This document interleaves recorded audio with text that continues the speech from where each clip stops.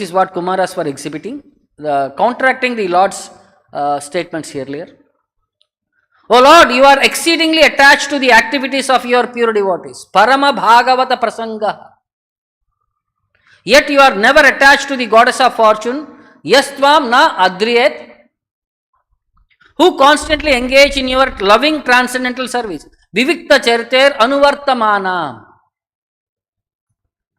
How can you be purified? Sattvam punitaha. Therefore, by the dust of the path traversed by the brāhmaṇas, dvijanupata punya rajaha. And how can you be glorified or made fortunate by the marks of Śrīvatsa on your chest? Kim Śrīvatsa Lakshma bhagabhajanastvam. So how can you be glorified? So in the purport, Prabhupada was saying about Lakshmi Devi and the competition between Tulsi. Everybody are aspiring for favor of Lakshmi Devi and they want to worship her. And when they become sincere worshippers, Lakshmi Devi has to satisfy them. Sometimes she has to leave Vaikunta to go and fulfill their desires. But Tulsi, she is always placed at the lotus feet of the Lord. She does not move. Lakshmi is known as Chanchala, who keeps fluctuating. But Tulsi, she is always stationed at the lotus feet of the Lord. So there is a competition and she is little envious of Tulsi because she does not leave the lotus feet of the Lord. Whereas Lakshmi Devi, very much attached, she had to leave the lotus feet of the Lord temporarily. So Lord therefore appreciates the service of the Tulsi more than the service of Lakshmi. When the Lord says that it is due to the causeless mercy of the brāhmaṇas that Lakshmi does not leave him, we can understand like Lakshmi is attracted by the opulence of the Lord, not by the brāhmaṇas' benediction upon him. She become attracted by the beauty of the Lord. Last time we saw how Lakshmi Devi wanted to associate with rasa dance. Because she became attracted to the Lord's beautiful bodily features, his music and everything perspective. So all the opulences of the Lord attract all living entities, including Lakshmi Devi. The Lord's statement that his opulence is due to the benediction of the brāhmaṇas and Vaishnavas is only to teach others that they should offer respect to the brāhmaṇas and Vaishnavas. So Lord is setting an example for the whole world. How his pure devotees have to be respected. When Lord is worshipping them and Lord is respecting them, we have to follow in the footsteps of the Lord to worship and respect all the brāhmaṇas and Vaishnavas. So here one specific aspect has been declared about Śrīvatsa. What is the Śrīvatsa mark? Most of the place we come across these words, Shrivatsa Ankitam. The Lord who is decorated with Śrīvatsa mark on his chest. What is exactly this Śrīvatsa?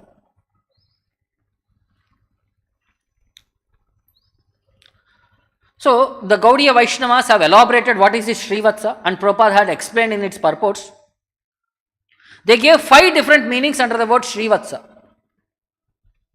A lock of hair on the right side of the Vishnu's chest. This is one. The mark of Lakshmi on the chest of Vishnu. When you see a Nijarupa Darshana, there will be a triangle here with Lakshmi Devi imprint. That is also known as Śrīvatsa. The Kaustubha gem which hangs on the neck of the Lord is also known as Śrīvatsa. The mark of Bhrigu's feet. When Bhrigu came to test Brahma, Vishnu and Shiva, so he hit the chest of the Lord, that Bhrigu Pada it is considered here. One, that is 4th one. Lakshmi ji in the form of a golden lion. Shrivatsa mark is one more description is given. On the hair there is one golden hair here, which is it is line like a structure. That is also considered as Shrivatsa mark. These are the 5 different definitions what we get from Bhagavatam and all the Vaishnava literatures. So most of the time the point 1 is accepted as the appropriate meaning for this. It is said that this lock of hair is white and that it is more or less shaped like a cross. It is sometimes on the paintings or deities symbolized by a flower. Here on the specific part, right side of the chest of the Lord. So Prabhupada writes in various purports, we will see. Śrīvatsa is a white hair on the chest of the Lord, which is a special sign of his being the supreme personality of Godhead. In Vaikuntha Loka or in Goloka Vrindavana, the inhabitants are exactly of the same form of the Supreme Lord, but by the Śrīvatsa mark on the chest of the Lord, he is distinguished from others. There are one of the appliances of the devotees or one of the appliances of Vaikuntha is exactly same form like the Lord, four-handed form. Sarupya. They look like the Lord. Then how do you differentiate? There are unique marks by which a devotee is distinguished from the Supreme Lord. Śrīvatsa is one such mark. Śrīvatsa mark is described in the Vaishnava Tosani as being a curl of white, fine, yellow hair on the upper portion of the right side of the Lord Vishnu's chest. This mark is not for ordinary devotees, it is a special mark for Vishnu or Krishna. It's a fine hair, yellow hair. The point 2 is also offered as meaning, namely the mark of Shrivatsa indicates the place of Lakshmi. That is where she resides on the chest of the Lord, Vakshasthala Nivasini. So the Lord is further described as having the mark of Shrivatsa or the sitting place of goddess of fortune, and his bodily hue is deep bluish. Lord is a person, he wears a garland of flowers and he is eternally manifest with 4 hands while holding Shankha Chakra Gada Padma. So this is the description of the Lord as seen by Dhruva Maharaj. The third one is also known as Kaustubha jewel. Both Srivatsa and Kaustubha are generally listed together in the same line, often with the same word, synonyms.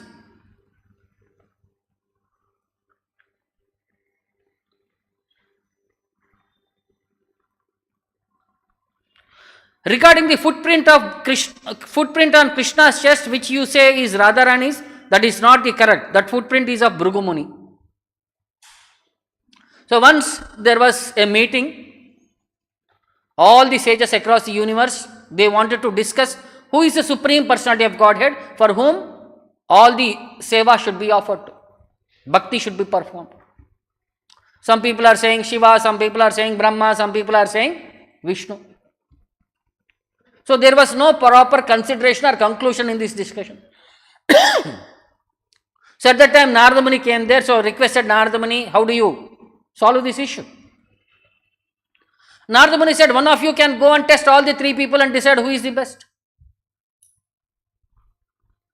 So Bhrigu, he was considered as the person who can go and test all these 3 personalities.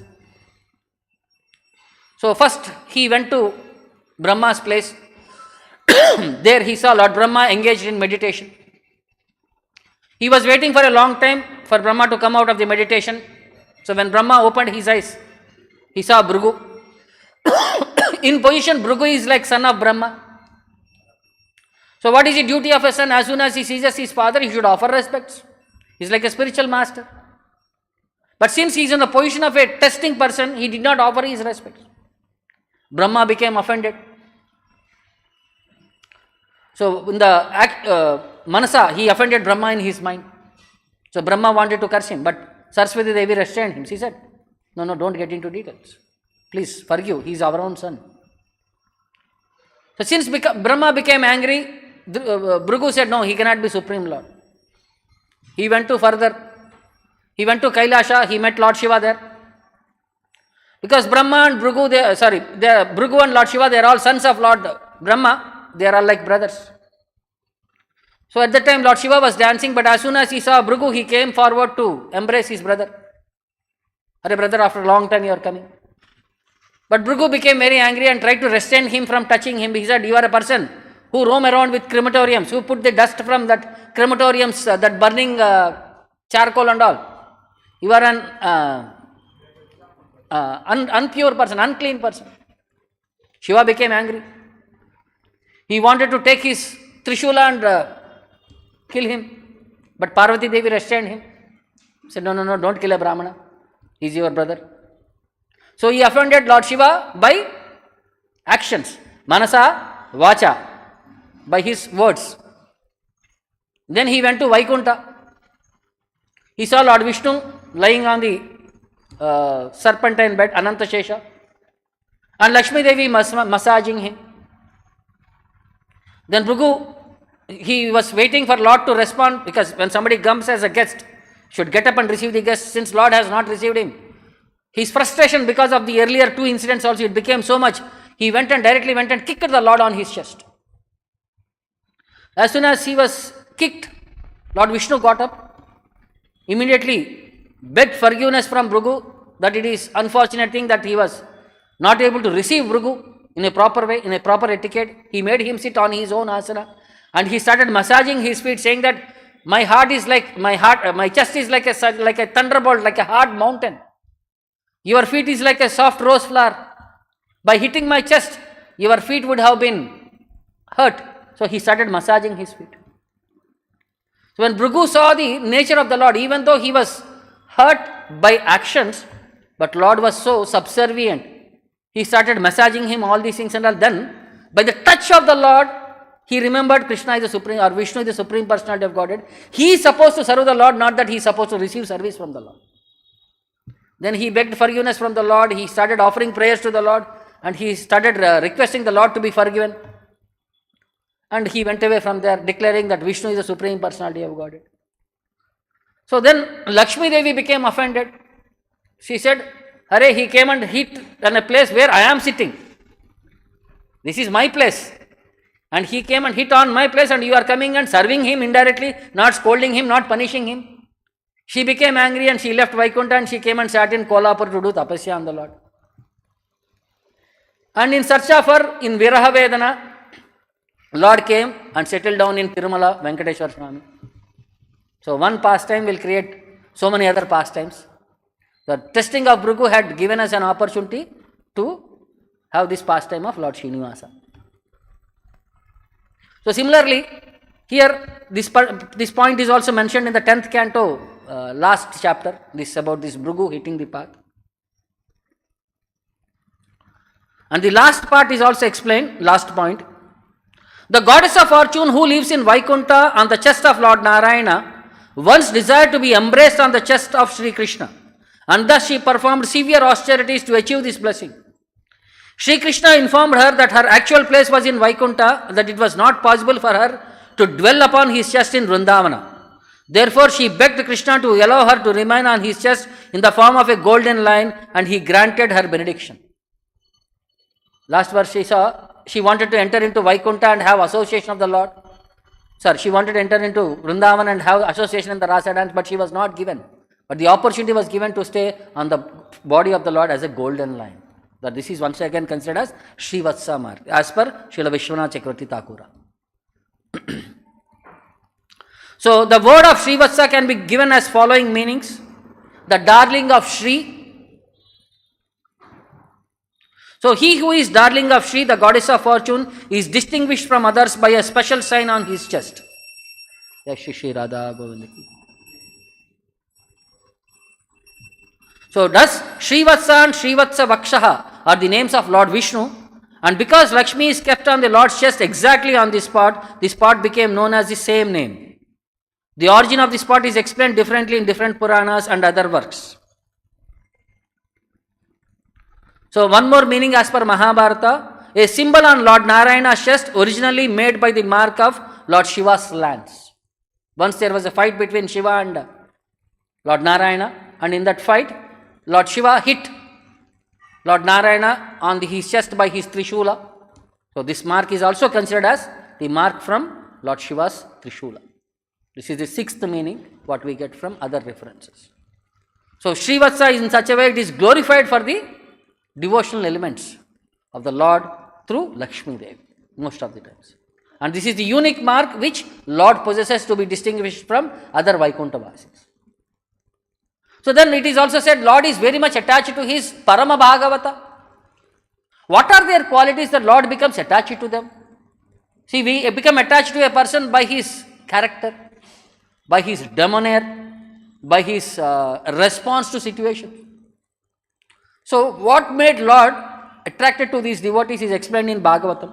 It says, Namayi ekanta bhaktanam guna doshodbhava gunaha sadhunam samachittanam buddhe param upayayusham.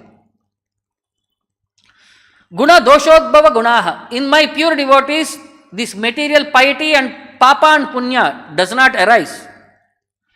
Which arise in this material? Material world is place of dualities. Guna doshaha.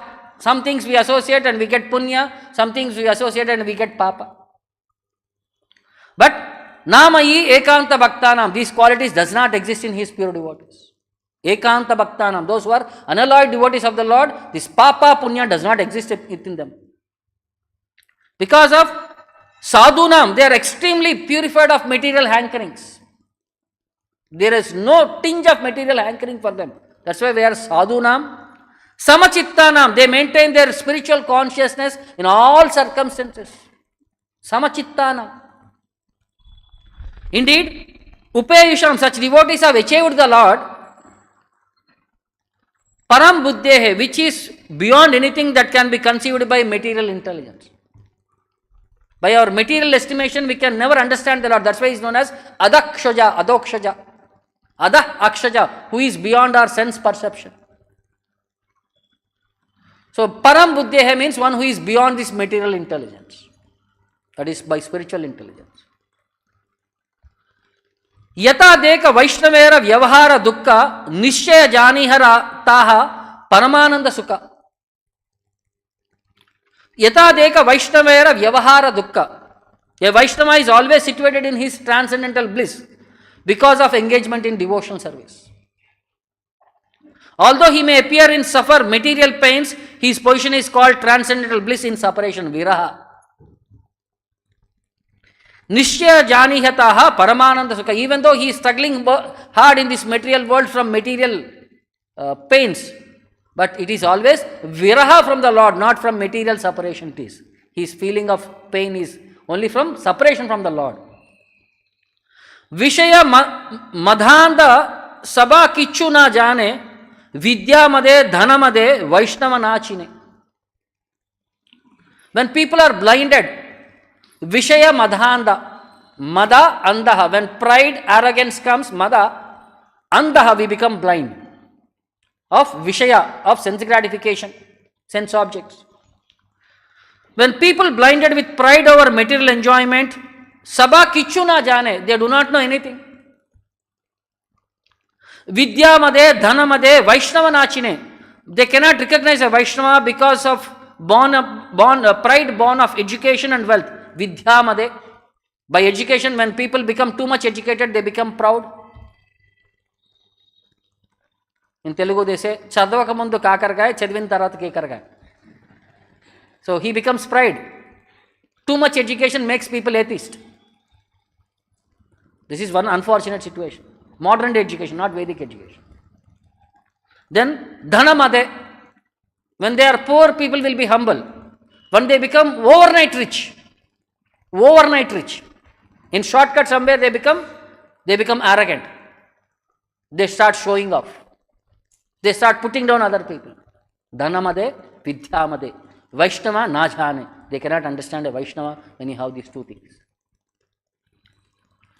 Na karma bandhanam janma vaishnavanam cha vidyate Vishnur anucharatvam hi moksham ahur manishinaha. Na karma bandhanam. A Vaishnava is not bound by karma bandhana. Like where he can take birth, he is not limited by that. He can take birth wherever he wants. A Vaishnava does not take birth under the jurisdiction of karmic law. Janma Vaishnavanam cha vidyate. His birth is not bound by karmic law. Do we have any option? Where we have to take birth? How do we look? We don't have any option. But Vaishnavas are not bound by that principles. Vishnur anucharatvam hi moksham ahur manishinaha. When you follow the footsteps of the devotees, this is the only opportunity for us to become liberated from this mokshatvam, cycle of birth and death. The wise have declared that servants of Vishnu are eternally engaged in the liberated service of the Lord, hence are free from the loss of material nature. Then further it says, Atayeva Vaishnavera Janma Mrityunai. So for Vaishnavas there is no birth and death. Sange Aisen Sange Yahan Tatai. They come and they go as they like, as they wish. Dharma karma janma Vaishnavera kabu na hai Padma Purana yete iha vakta kari kahe. So in this way Padma Purana clearly says they do not undergo birth and death like ordinary people do. They appear and disappear with their own will.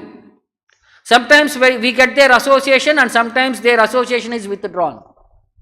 The devotees are not subjected to any worldly conditions of duty and karma.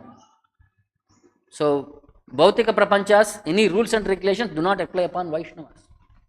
Icchamayaha, as the Lord is known as Sarvakama Icchamayaha, where whatever he wants, he will be fulfilled, and the devotees, whatever they desire, it will be fulfilled. Vahni Surya Brahmanebhyaha Tejiyan Vaishnavas Sada Na Vicharo Na Bhogascha Vaishnavan Swakarmana. The purifying power of fire, the purifying power of sun, and the holy brāhmaṇas, these three are purifying potencies. If you have to purify a vastu, you touch it in fire, it becomes purified. All of you would have seen in Homa, when we start the Homa, all the sticks which we offer that are purified by touching the fire. The ghee is purified by touching the fire. The fire purifies. Then sun purifies. Even a filthy area like a urine which is there, the sun evaporates it and purifies that area. And the brāhmanas, by their mantras and by their personal capacity, they purify the whole places, holy places. But all these three becomes eclipsed in the presence of a Vaishnava. The activities of the Vaishnava are neither karmic nor performed for the sake of material enjoyment. Na vicharaha na bhogascha Vaishnavanam swakarmanam. They are not under material considerations at all. So, Tavad Brahmakata Vimukta Padavim Tavad na Tikti Bhavet Tavat Chapi Vishankarlatvam Ayate no Loka Vedo Sthitihi Tavat Shastra Vida Mitaha Kalakalo Nana Bahir Vartmashu Shri Chaitanya Padambuja Priyajano Yavan Drig Gocharaha. So, unless we take the association at the lotus feet of the followers of Lord Chaitanya Mahaprabhu, there is no chance of liberation in this material world.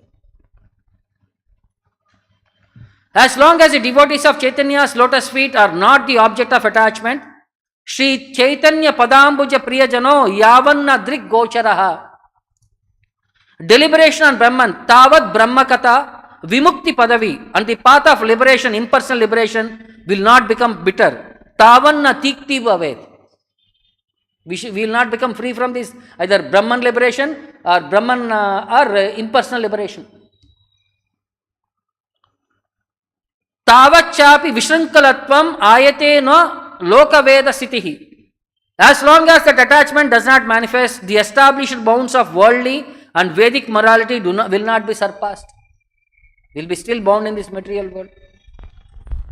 Tavat Shastra Vida Mitaha Kalakalo Nana Bahir Vatmasu. And the intense dispute among the knowers of Shastra about their particular external paths will continue. They keep disputing among themselves. Mine is better, mine is better, mine is better. And all their paths are entangled in this material world. So unless we have that attachment to the lotus feet of sincere followers of Shri Chaitanya Mahaprabhu, there is no possibility of liberation from this cycle of birth and death.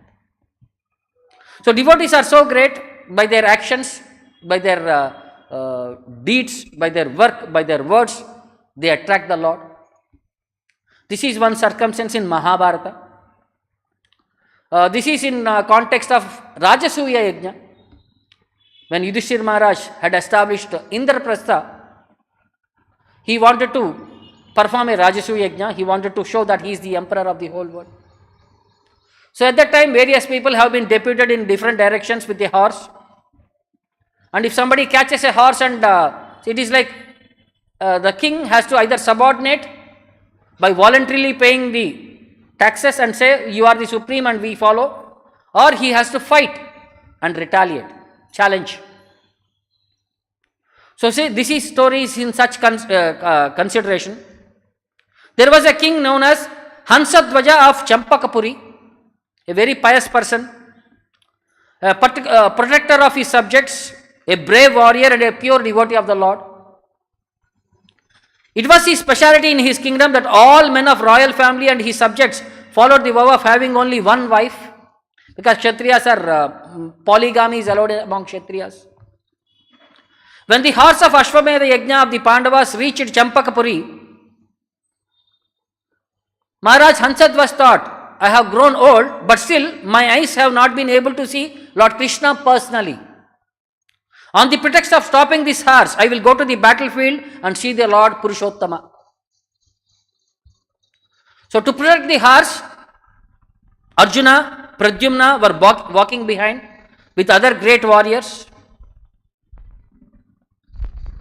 So everybody knew that this king wanted to see Lord Sri Krishna. The horse was caught and they tied that horse. And their Rajaguru was Shanka and Likita. And because the horse was tied up, there will be a war. Arjuna and all the people will come forward to fight.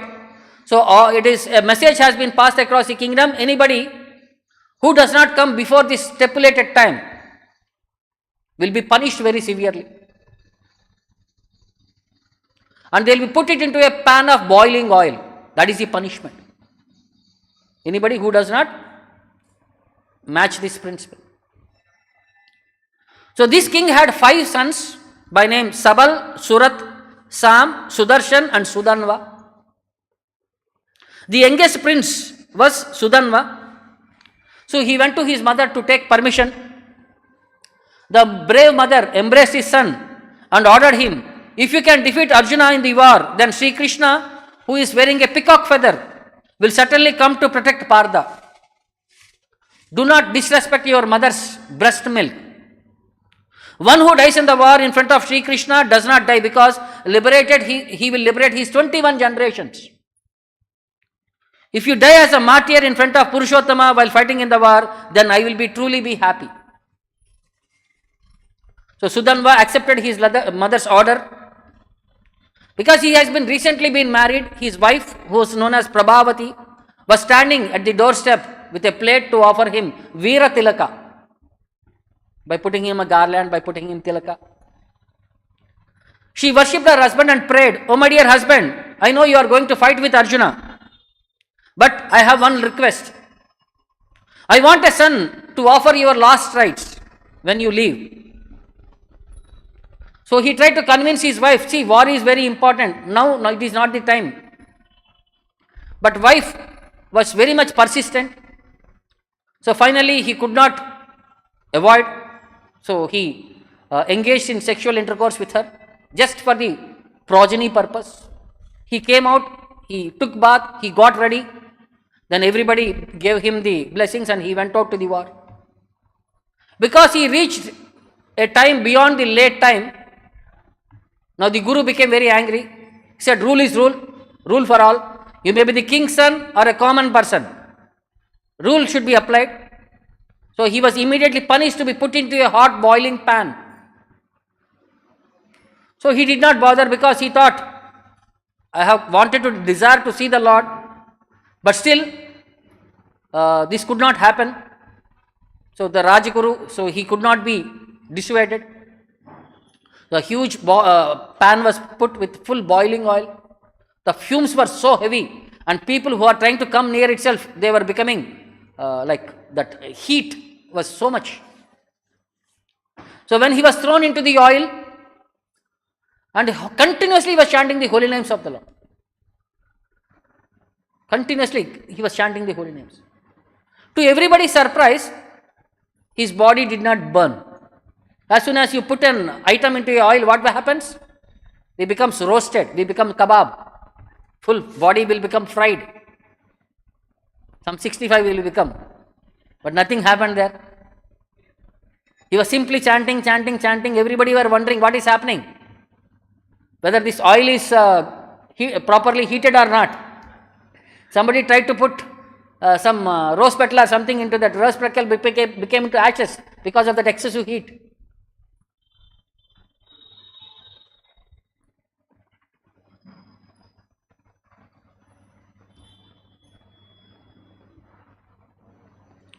So to test the oil, they put a coconut into that oil pan, and immediately coconut broke. And as soon as that coconut broke, it hit back. Means it bounced, exploded, and hit back the gurus, both on their heads. So now they realized the importance of the devotee of the Lord, of their Vaishnava aparadha. In shame, they said, we doubted a true devotee of the Lord.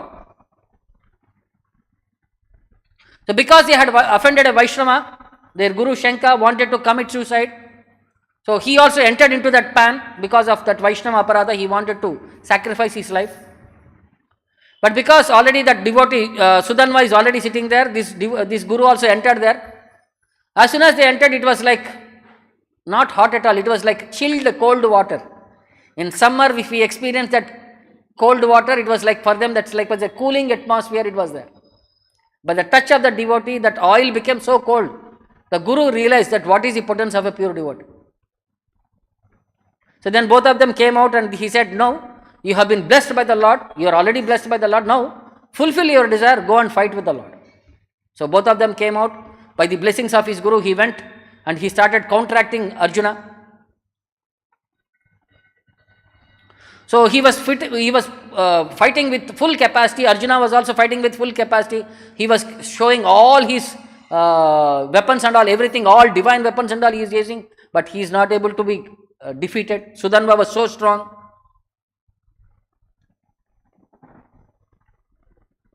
So finally, on the order of the Lord, Arjuna took one arrow and Lord himself sat in that arrow.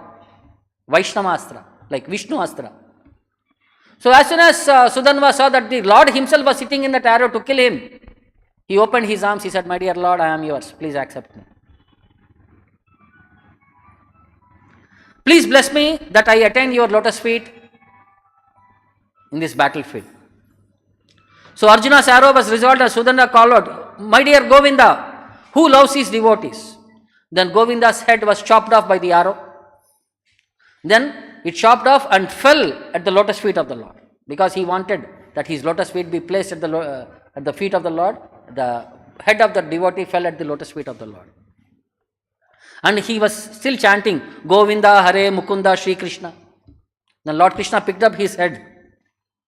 At that time, a light from the body of that head emitted and entered into the body of the Lord. The Lord gave him liberation. And everybody could see this wonderful thing that he has been liberated by the Lord. Then one more brother, Surata, because his brother was killed, he came to the battlefield and he said to Arjuna, oh Arjuna, now get ready to fight with me. Then Surata said to Krishna, oh son of Devaki, now you protect Arjuna in every way. I'll see how you can protect him. So Surata challenged Arjuna. Seeing Surata's enthusiasm for war, Krishna did not want to consider him appropriate for him to kill. So they started walking away. They went for 3 yojanas with their entire army. But Surata started following him and he dispersed all the army. Then he started fighting with Arjuna with a severe, again, strength and vigor. Then Arjuna, then he used a divine arrow to cut off the Surata's huge head, which had huge eyes adorned with earrings. Because that head was cut and it came and fell again, it fell down on the ground and like a ball it came and bounced on the head of Arjuna. Because of the heat of that Arjuna became unconscious on the battlefield. Suddenly came and hit on his head and Arjuna became unconscious. So Lord Krishna brought him back to consciousness and Lord Krishna was seeing that head with intense love because they are all pure devotees of the Lord. Then Lord said to Arjuna, my dear Arjuna, the greatest devotee here has just been passed away. So Lord Krishna lifted that head with both hands. Arjuna also took that head and worshipped it in the battlefield, saying that there is no warrior like him. Then after that, Lord Krishna called Garuda and asked him to take this head and place it in Prayag, Triveni Sangama. He said, because of the touch of this devotee, my Triveni Sangama, which is my own abode, will become more purified. Then Lord Shiva took that head skeleton and put it into his garland of skeletons. And he said, now I become more purified. In that way, the devotee achieved the highest destination. So such is the glories of the devotee. So similarly, today is Ekadashi. And there is one small pastime about Ekadashi also. How glorious is the importance of following Ekadashi. There was a king by name Rukmangada who had a divine garden with all fragrant flowers. Because of such nice flowers and nice fragrance, even denizens, apsaras, they used to come from heavenly planets to enjoy in that gardens. So one day, one particular time, there was one divine apsarasa who came there, and because of some issue, she stamped on a brinjal tree. Brinjal tree has huge thorns. And because of the thorn being pierced, she could not fly back to her loka. She became bound in this world. And she remained in the garden. In the morning, the gardeners communicated this message to the king. So seeing that Apsara is worried that she could not go back to her place, the king came there and she said, what can be done to make you happy? She said, yesterday was Ekadashi, and since anybody in your kingdom who has done a fast without taking any water, who has not slept, they be called and they be asked to transfer that Ekadashi phala upon me. They can offer that water of that Ekadashi phala to me, so that I become free from all these contaminations and I can go back to my place. The announcement was made in the entire kingdom. Nobody had fasted. Nobody had done anything.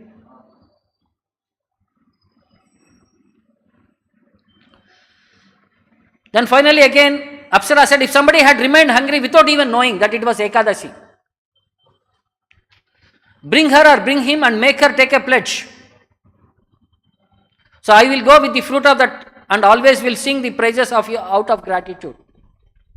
Again the announcement was made, unknowingly or knowingly, if somebody had fasted, they can come and a huge amount will be paid to them as a recognition. Then one maid servant was there. Yesterday she had committed a small mistake. Her master bet her severely, chastised her.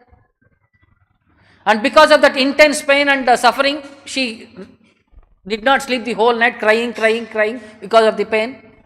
And because of that agony, she did not eat anything, she did not drink water also. So when this message was brought, that she was brought in front of the king and she was given huge money also as an appreciation. Then as soon as the king asked her to take a vow to fast, that Apsara flew back to her planet. Because of her tapasya, unknowingly she had done Ekadashi Vrata, that mercy was given to that Apsara and Apsara flew back. So seeing such immense glory of Ekadashi fasting, the king announced in his kingdom that it is mandatory for everyone to observe Ekadashi. If anyone eats food on that day, he will be tied up and killed. Due to this effect, the feeling of devotional attitude spread a lot in that king's kingdom. So by understanding the glories of Ekadashi, all the entire kingdom became devotees. So this is the perspective. The whole thing is Hari Vasara. Ekadashi is also known as Hari Vasara, to opportunity to meditate on Lord Hari. By chanting, singing, dancing, association, all these things can be utilized maximum for remembering Lord Hari on this particular day. So we'll stop here. Any questions or doubts further, we'll understand the Kumara's intentions in the further verses. Grandhara Srimad Bhagavatam ki, Jagat Guru Srila Prabhupada ki, Nitai Gaur Premanand. Hare Krishna. Now there will be Vaishnava song.